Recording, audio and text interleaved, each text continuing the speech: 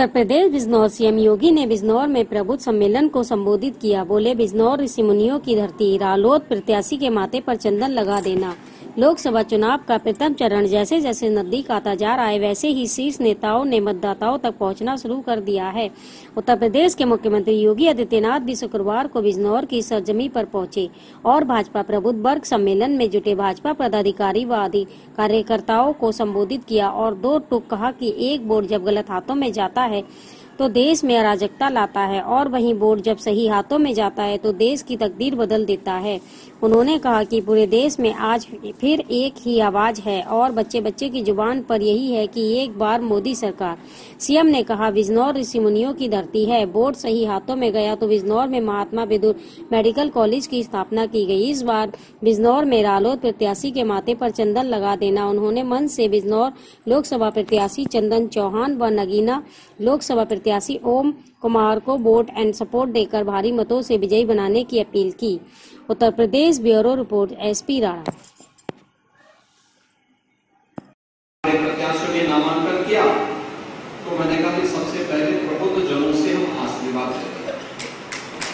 आपकी भूमिका समाज में ऐसे ही है जैसे प्राचीन काल में ऋषि मुनियों की हुआ करती है, वही आपकी भूमिका है, क्योंकि वह भी उस समय का प्रबुद्ध जन था और ये महात्मा विदुर की धरती है। तो महात्मा विदुर की धरती पर आपका आशीर्वाद हमारे दोनों प्रत्याशियों को प्राप्त हो। बहनों और भाइयों, जब मैं बिजनौर की बात देखता हूं, झटके में मोदी जी के नेतृत्व में केंद्र की सरकार ने धारा 370 को समाप्त किया, पत्थरबाजी भी समाप्त हो गई, आतंकवाद भी हमेशा के लिए समाप्त हो गया। कश्मीर से धारा 370 हटने का मतलब एक देश में एक विधान होगा, एक प्रधान होगा, एक निशान होगा। एक प्रधान एक निशान का भाव जिस प्रभावी ढंग से देश के अंदर लागू हुआ है, आज यहाँ सबके सामने है। आराम से बैठिए, कोई बात नहीं। आप याद करते होंगे, पहले कहा जाता था कि कोई मुख्यमंत्री बिजनौर आएगा तो उसकी छुट्टी है। मैं बिजनौर जाऊंगा जरूर, और मैं इसीलिए बिजनौर आया था। फिर किसी ने मुझे कहा कि यहाँ रात्रि को नहीं रुकना चाहिए। मैंने कहा रात्रि को नहीं रुकना।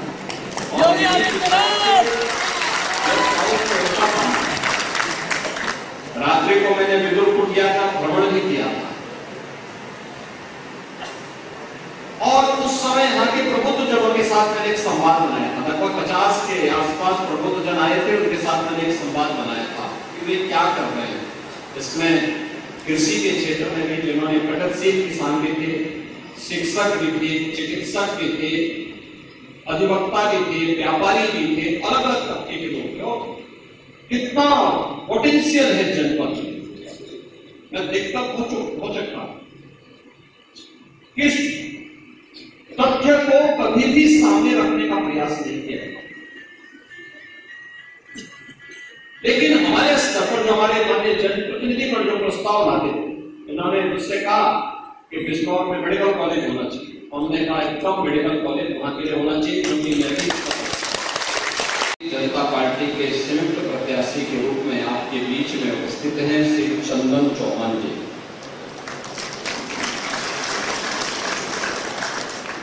इस बार उनके माथे पे चंदन जरूर लगना चाहिए।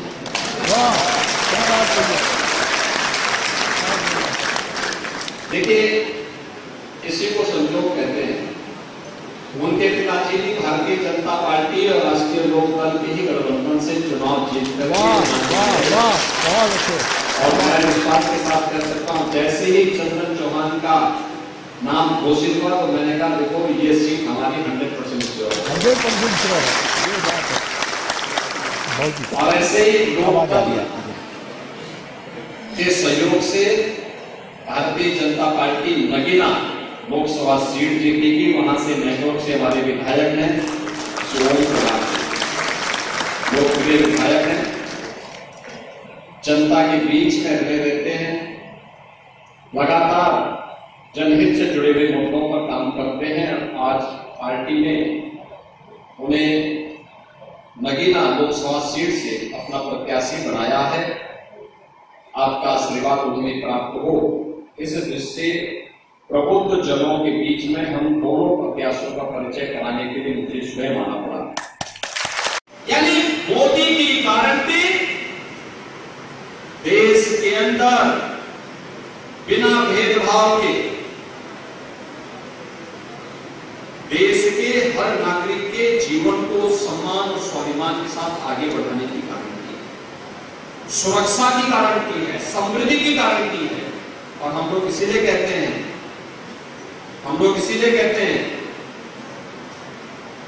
कि मोदी जी के लिए देश प्रथम है। कुछ लोगों के लिए अपना परिवार महत्वपूर्ण होगा, लेकिन मोदी जी के लिए 140 करोड़ का भारत ही उनका परिवार है। दिन रात एक करना, कार्य करना, और उस कार्य के तहत आज हम सब जुड़ करके इस अभियान के साथ जुड़े हुए हैं। और इसीलिए मैं सबसे एक करने के लिए जनपद मेडिकल कॉलेज नहीं, हम लोग आए और हमने आपकी विरासत के साथ जोड़ के भारत के इतिहास, क्योंकि बिजनौर की जब हम बात करते हैं तो बिजनौर जो बिजनौर नहीं है, ये भारत के इतिहास की भूमि है। भारत की पहचान इस बिजनौर जनपद से बनती है। महात्मा विदुर उसके अग्रिम पंक्ति के उन ऋषि मुनियों की परंपरा में आते हैं, जिन्होंने उस कालखंड में सच बोलने की, सत्य बोलने की हिम्मत दिखाई, और उसके लिए उनको उपेक्षा झेलना पड़ा, लेकिन वे अपने मार्ग से विचलित नहीं थे। और उस सत्य को बोलने वाली इस धरती पर, जिसको मां गंगा का आशीर्वाद, यूपी के अंदर तो मां गंगा बिजनौर जनपद से ही प्रारंभ होकर के बलिया तक पहुंचती है। देश के अंदर मां गंगा का सर्वाधिक आशीर्वाद हमारे प्रदेश उत्तर प्रदेश को प्राप्त होता है, और उत्तर प्रदेश को जो आशीर्वाद प्राप्त होता है, इसीलिए हमने कहा महात्मा विदुर के नाम पे मेडिकल कॉलेज बनना चाहिए। और आज मैं आपको बधाई दूंगा कि आपका मेडिकल कॉलेज बनकर तीसरी बड़ी व्यवस्था के रूप में स्थापित होने का मतलब हर नागरिक के जीवन में व्यापक परिवर्तन, उसकी प्रति व्यक्ति आय में वृद्धि होगी, सुविधाओं में बढ़ोतरी होगी, गरीब कल्याणकारी योजनाएं और तीव्र गति से आगे बढ़ेंगी, व्यापारी का व्यापार खुलेगा, नौजवान के लिए आजीविका के नए अवसर आएंगे, सुरक्षा का और भी बेहतर वातावरण देश के अंदर पैदा होगा। इस विश्वास के साथ आज मैं यहां पर श्री चंदन चौहान जी को और ओम कुमार जी को उनके पूरे अभियान के लिए अपनी शुभकामना देता हूं। आपका आशीर्वाद उनको जोरदार करते और विश्वास करते करता हूं कि जो टीम भारतीय जनता पार्टी और लोकदल ने बनाई है, जयंत जी के साथ भी हमारे पदाधिकारियों की बैठक हुई है, एक संयुक्त टीम बनाकर ये मान करके चलना होगा कि बिजनौर लोकसभा सीट में हर एक भाजपा के कार्यकर्ता को, लोकदल के कार्यकर्ता को चंदन चौहान बनना पड़ेगा, और नगीना में भाजपा और लोकदल के हर कार्यकर्ता को ओम कुमार बनना पड़ेगा। और इसके लिए आह्वान करने के आए हैं। चुनावी सभाएं संयुक्त रूप से होंगी, संयुक्त कार्यक्रम होंगे, और संयुक्त अभियान चल करके हमें विजयश्री का वर्ण करना है। मोदी जी को तीसरे कार्यकाल के लिए 80 की 80 सीटें प्रदान करनी है। इस विश्वास के साथ मैं आज के अवसर पर अपने दोनों प्रत्याशियों के प्रति अपनी शुभकामना देता हूं। आप सबका हृदय से अभिनंदन करते हुए अपनी वाणी को विराम देता हूं।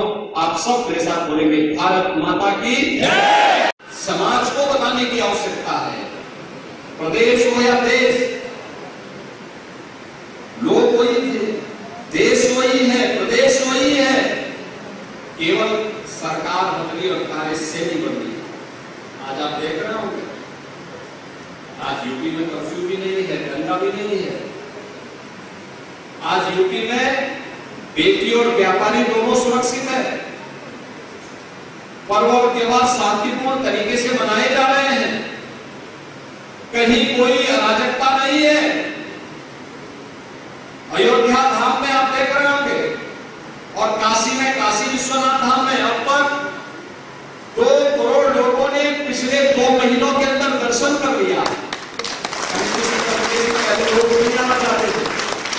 आज पूरा देश आने के लिए आपको दिखाई दे रहा है।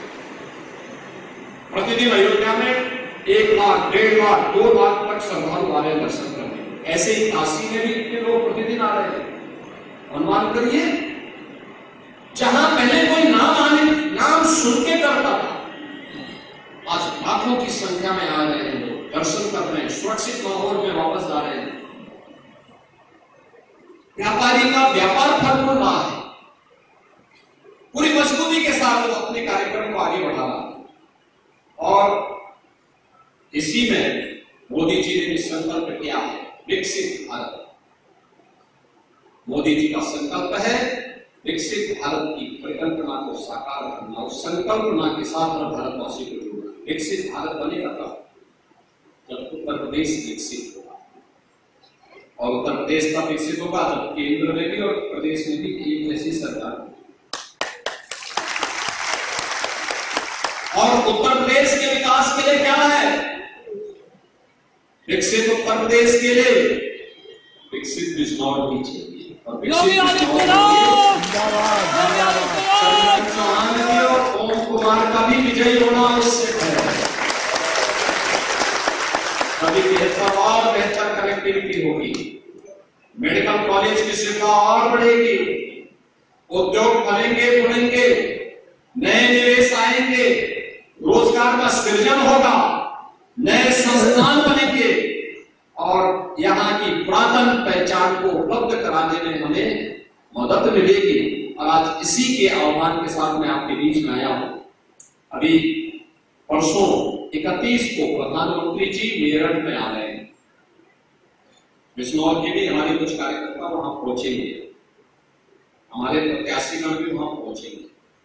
एनडीए की सभा का शुभारंभ करेंगे और फिर हम लोग भी बड़ी बड़ी चुनावी सभाओं के लिए इस जनपद में भी आएंगे, आपके बीच में आएंगे। आपसे भी मैं अपील करूंगा, आपके स्तर पर यह माहौल अभी से बढ़ना प्रारंभ हो और जो देश की आवाज आज बन चुकी है, ये फिर एक बार मोदी सरकार, पूरे देश के अंदर की आवाज है कि फिर एक बार मोदी सरकार, एक बार मोदी सरकार। तो मोदी सरकार के तीसरे कार्यकाल के लिए वो हमारे लिए इसलिए महत्वपूर्ण है क्योंकि मोदी जी के तीसरे कार्यकाल में पहले 3 वर्ष के अंदर ही भारत दुनिया की तीसरी बड़ी अर्थव्यवस्था बन गया। अभी नामांकन की प्रक्रिया संपन्न हुई है और नामांकन की प्रक्रिया संपन्न होने के बाद हम लोग पहले चरण में प्रबुद्ध जनों के बीच में जा रहे हैं। प्रबुद्ध जनों के बीच में जाने के साथ फिर हमारी बूथ स्तर की मीटिंगें चल रही है, लेकिन बूथ स्तर के सम्मेलन भी होंगे और बाद में जनसभाएं भी हमारी प्रारंभ होने जा रही है।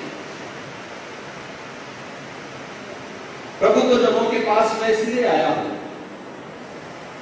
क्योंकि आप समाज की ओपिनियन लेकर हैं। समाज का जो नेतृत्व वर्ग है, आप मार्गदर्शन करते हैं, आप उसे लीड करते हैं।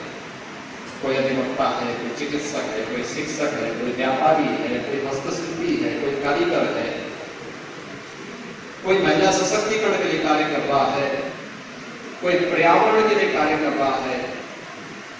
जीवन के अलग अलग क्षेत्र में कार्य करने वाला जो नेतृत्व वर्ग है, वह नेतृत्व वर्ग केवल मंच पर बैठा हुआ समुदाय ही नेतृत्व वर्ग नहीं है, ये पॉलिटिकल नेतृत्व देता है, लेकिन सामाजिक नेतृत्व अलग अलग सेक्टर में जो नेतृत्व दे रहा है वह सामने आप सभी बैठे हुए।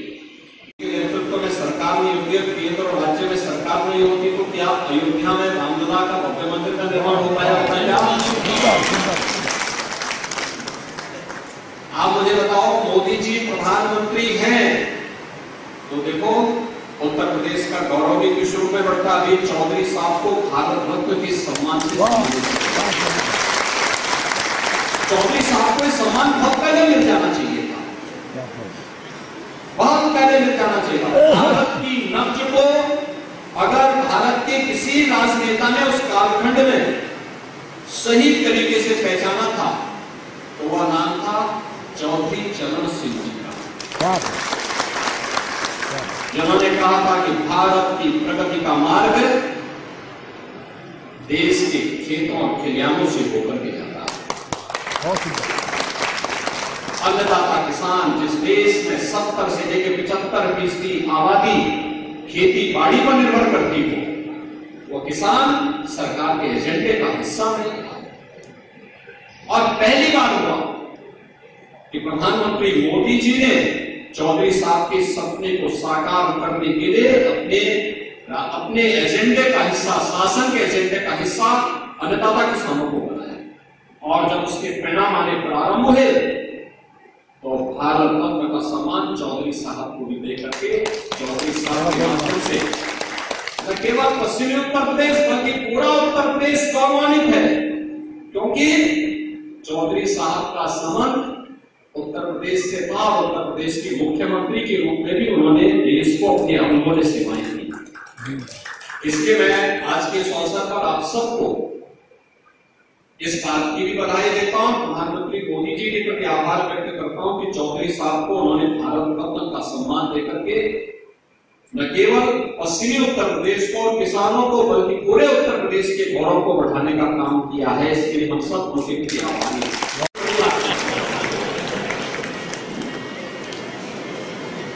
लेकिन धारा 370 समाप्त हो गई, अयोध्या में आस्था का सम्मान हो गया, गलत हाथों में उड़ जाता है तो कर्फ्यू लगता है और सही हाथों में जाता है तो कावड़ यात्रा भी निकलती है।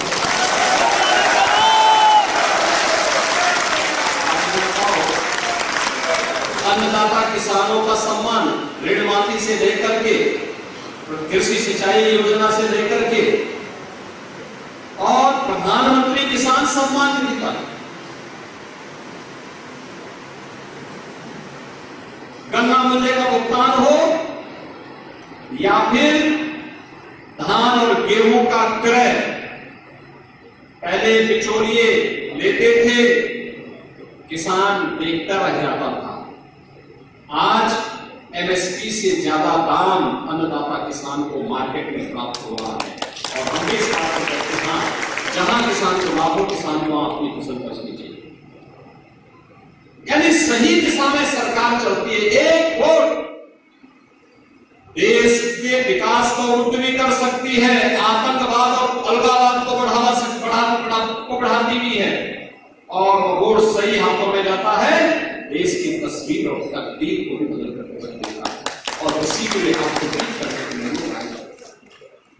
आपने कांग्रेस दोनों सभी लोगों को देखा है, समाजवादी पार्टी को भी, बहुजन समाजवादी पार्टी को भी प्रदेश के अंदर शासन करते हुए देखा है, और कांग्रेस ने जो लंबे समय तक देश के अंदर शासन किया, आपने इन सबके कार्यकाल को देखा है। इसलिए कोई ये नहीं कह सकता कि साहब हमें मौका दीजिए।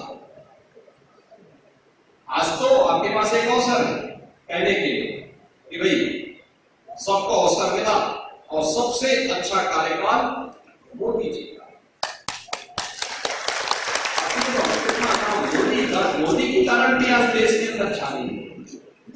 मोदी की गारंटी का मतलब 12 करोड़ अन्नदाता किसान को, 12 करोड़ अन्नदाता किसान को प्रधानमंत्री किसान सम्मान निधि का लाभ, 4 करोड़ गरीबों को सिर ढकने के लिए प्रधानमंत्री आवास योजना की सौगात, 80 करोड़ गरीबों को देश के अंदर और अकेले उत्तर प्रदेश में 15 करोड़ गरीबों को फ्री में राशन की सुविधा का लाभ,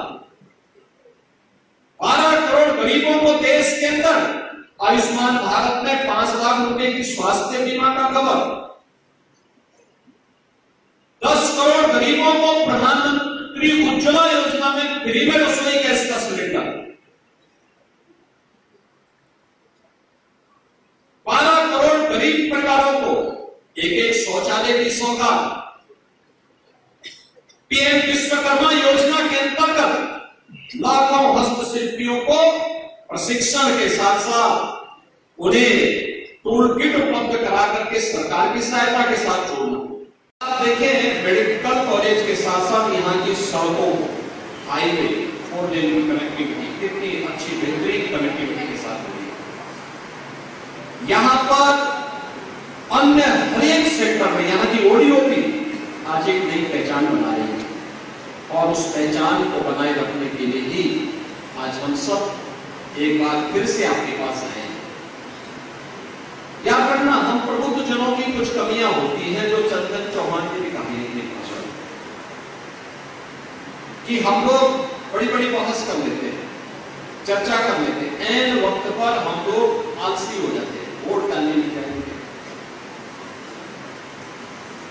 लोगों को बताएंगे लेकिन स्वयं पीछे रखेंगे, और आपका तो पहले चरण में मतदान होना है, इसलिए पहले स्वयं मतदान करना औरों को भी मतदान करने के लिए तैयार रहना, ये जरूर करना चाहिए।